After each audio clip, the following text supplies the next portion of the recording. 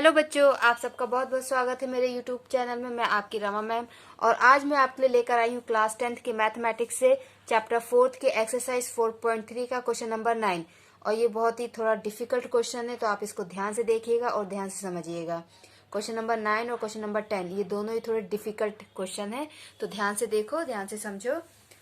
So our question is, two water taps together can fill a tank in 3/8 hours. The tap of larger diameter takes 10 hours less than the smaller one to fill the tank separately. Find the time in which each tap can separately fill the tank. देखिए, दो water tap है, means दो पानी भरने वाले नल हैं, ठीक है, जो आपके बाथरूम में भी होते हैं वही वाले नल।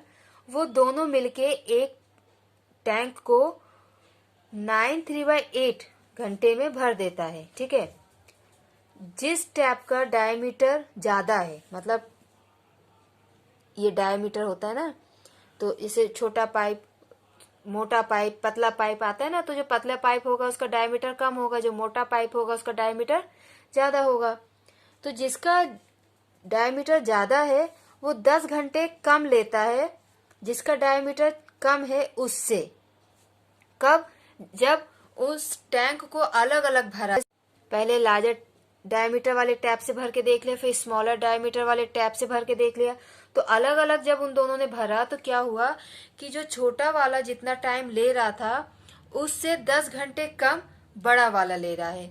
लेकिन दोनों मिलके 9 घंटे और 3/8 आवर, ठीक है, इतने में भर सकते हैं दोनों मिलके। और अलग अलग भरते हैं तो फिर बड़ा वाला 10 घंटे कम लेता है छोटे वाले से।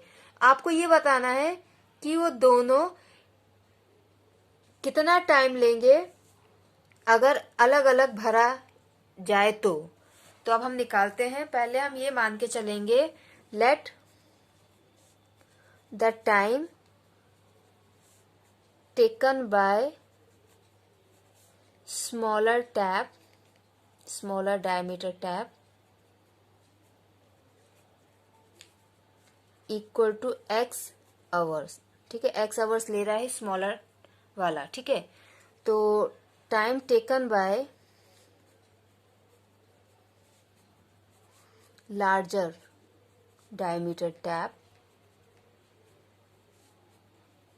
तो लार्जर वाला क्या है कि स्मॉलर वाले से 10 घंटे कम ले रहा है, तो उसका हो जाएगा x माइनस 10। कितना हो जाएगा? x माइनस 10 आवर्स, वो 10 घंटे कम ले रहा है, ठीक है।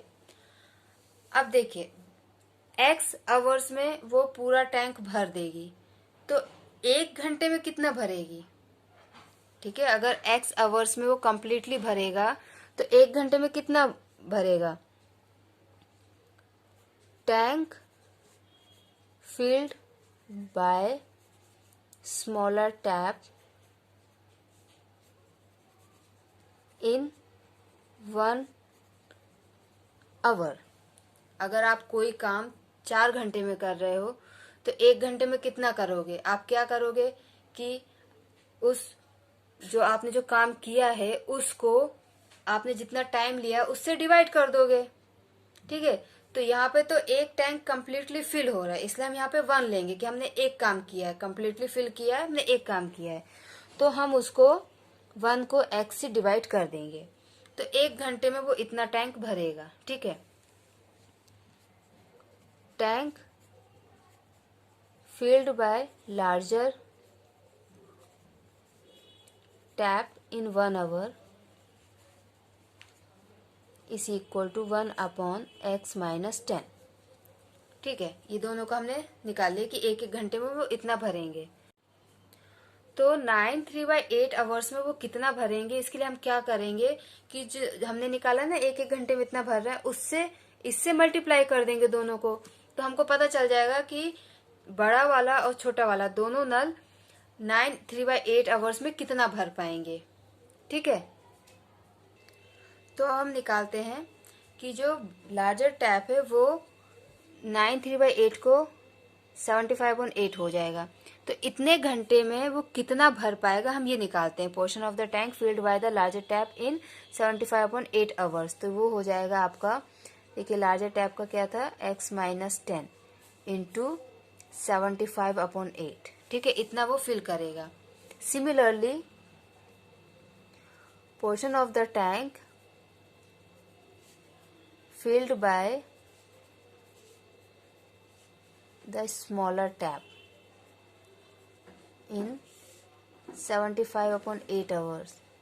Hours is equal to 1/x into 75/8।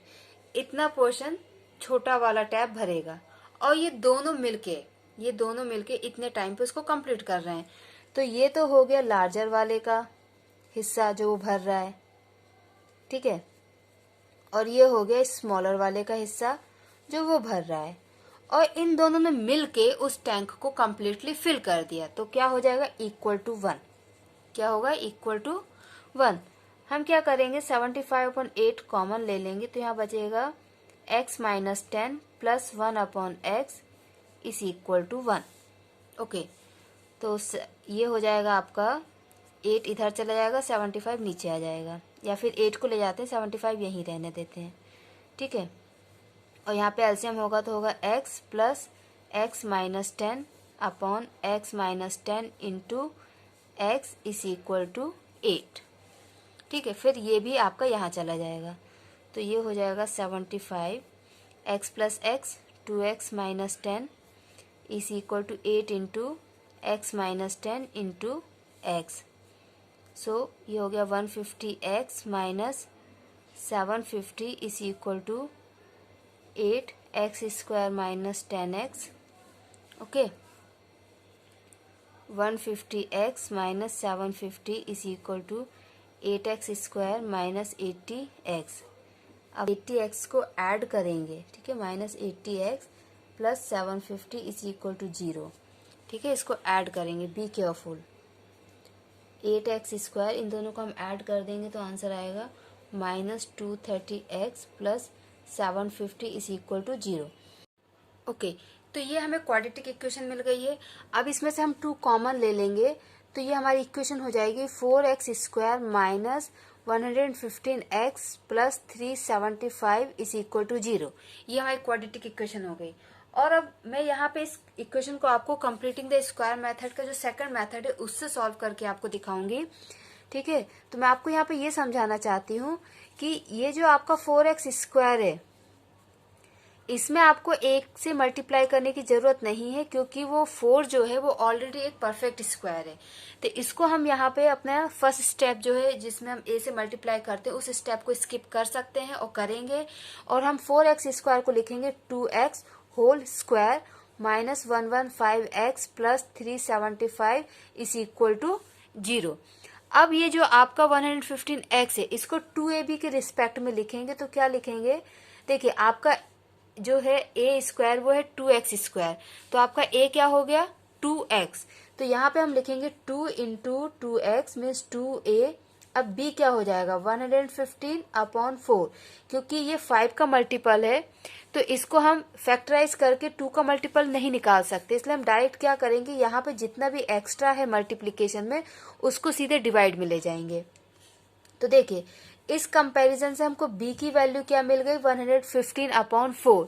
तो अब हम यहाँ पे क्या करेंगे, add and subtract 115/4 whole square, ये आपको ऐड और सब्ट्रैक्ट करना है। ओके, इसको हम ऐड एंड सब्ट्रैक्ट करेंगे, तो अब हम इसको ऐड और सब्ट्रैक्ट करते हैं। 2x whole square minus 2 into 2x into 115/4 plus 115/4 whole square minus 115/4 whole square plus 375 is equal to 0। अब देखिए ये जो 3 चीजें हैं, ये और ये, इससे तो हमारा आइडेंटिटी बन गया a minus B whole square का, तो हम इसको लिख देते हैं 2x माइनस 115/4 होल स्क्वायर। अब बचे ये दोनों, इन दोनों को हम सॉल्व कर लेते हैं। 115 का स्क्वायर करेंगे और 4 का स्क्वायर करेंगे, तो 4 का स्क्वायर तो 16 होता है, हमें पता है। 115 का स्क्वायर क्या होगा, minus 13225 upon 16 plus 375 is equal to 0। अब यहाँ पे हम एलसीएम लेंगे, ठीक है। तो एलसीएम लेने के लिए हम यहाँ पे 16 से नीचे और ऊपर मल्टीप्लाई करेंगे, ठीक है। तो अब आपका ये क्या हो जाएगा, 2x minus 115 upon 4 whole square minus 13225 upon 16। इसको जब हम मल्टीप्लाई करेंगे तो यहाँ पे आपका आंसर आ जाएगा 6000 upon 16 is equal to 0।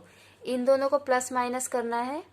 2x minus 115 upon 4 whole square, इन दोनों को प्लस माइनस करेंगे तो आपका आंसर आएगा 7225 अपॉन 16 इज इक्वल टू 0। अब इसको इस तरफ ले जाएंगे तो ये प्लस में हो जाएगा। 2x minus 115 upon 4 whole square is equal to 7225 upon 16। अब ये स्क्वायर यहाँ जाएगा तो स्क्वायर रूट में हो जाएगा, तो क्या होगा 2x minus 115 upon 4 is equal to under root of 7225 upon 16। इसका रूट आपको एलसीएम की हेल्प से आप निकालना, तो क्या होगा 2x minus 115 upon 4 is equal to 85 upon 4, ठीक है। रूट हम जब लेते हैं तो प्लस माइनस में लेते हैं। जब हम प्लस साइन लेंगे तो क्या होगा 2x is equal to 85 upon 4 plus 115 upon 4, तो ये हो जाएगा 2x इज इक्वल टू, इन दोनों को ऐड करेंगे तो कितना आएगा 200 अपॉन 4 और इस 2 को यहाँ ले आएंगे तो x equal to 200 upon 2 into 4। Okay, तो x की वैल्यू क्या आ जाएगी, x is equal to 25। x क्या आ गया 25। अब जब हम माइनस साइन लेंगे तो क्या होगा 2x is equal to minus 85 plus 115 upon 4। इन दोनों को माइनस करेंगे तो क्या आएगा 30 upon 4 into 2। So x is equal to 15 upon 4। अब ये दोनों ही वैल्यू आपकी पॉजिटिव आई है, तो हमें 25 लेना है या 15 अपॉन 4 लेना है। तो देखिए क्वेश्चन अगर आप थोड़ा सा याद करें तो उसमें ये लिखा था कि जो लार्जर टैप है वो 10 घंटे कम लेता है स्मॉलर टैप से, मतलब कम से कम 10 घंटे तो लग ही रहे हैं, कम से कम, ठीक है। क्योंकि वो स्मॉलर टैप से 10 घंटे कम ले रहा है, इसका मतलब क्या हुआ कि स्मॉलर टैप जो है वो 10 घंटे से ज्यादा ले रहा है। और 15 अपॉन 4 10 से बहुत छोटा है।